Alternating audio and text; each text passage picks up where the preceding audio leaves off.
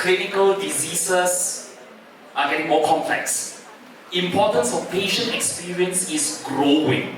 What we experience anywhere, not just at the hospital, but when we are going on a holiday, if we go book a hotel, if we book a Grab, right, a car service, right, we are able to rate the service provider, and it applies also the same for healthcare.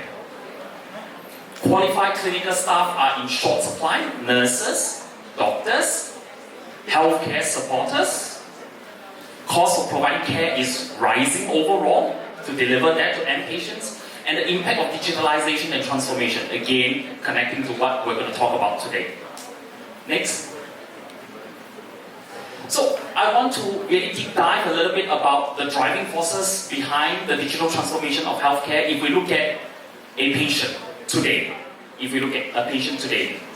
the amount of data generated, and this is across any faculties that we talk about, whether you are in business, econs, whether you are in engineering, whether you are in this medical school, to understand this just by the sheer amount of volume of data that is coming from the history of a patient, to scheduling an appointment for the patient, acquisition, processing, interpretation, reporting, communication. This is a full cycle. You see how we need to be taken care of, or how we need to take care of a patient. Yeah? Just by that volume is a lot, if you look at data. Next. And what if we are not able to manage the data properly, right? Let me put it into numbers, right? In terms of, asking ourselves, healthcare providers, hospitals, right? Are we able to provide optimal services for physicians or patients? Because at the end of the day, the hospital needs to be the one to take care of the patients, right? In some parts of the world, there's an aging population, not in Indonesia. Singapore, Japan, some of these mature countries have an aging population. So how do we deal with that? How do we manage with that? Shortage of physicians, shortage of doctors. How do we manage that to provide care? Next. Are we getting the most out of the available data and information? Yeah? 50, shift to 15 over 1,000 data points, crucial information.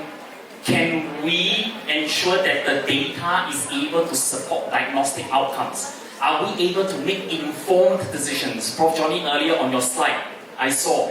How can we make informed decisions, whether it's in a hospital setting, or in an engineering setting, or in a business setting? Business forecast, economics forecast. How are we able to get to the point where we are able to make meaningful and informed decisions that come from data?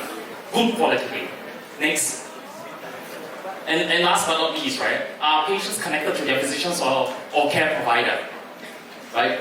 Prof. Johnny mentioned earlier telemedicine. That's almost the normal these days. If you look at your applications, some of the applications that Prof. Johnny has mentioned. Next. As such, there is a shift, right? Since a few years now, and Prof. Johnny has also mentioned this before, that's why it's so connected. Artificial intelligence in medicine has become a reality. 80% of physicians acknowledge the use of AI in some capacity in their practice, one way or another. Next. Telehealth utilization has stabilized at 38 times, close to 40 times before the pandemic. These days, we no longer have to, see a doctor physically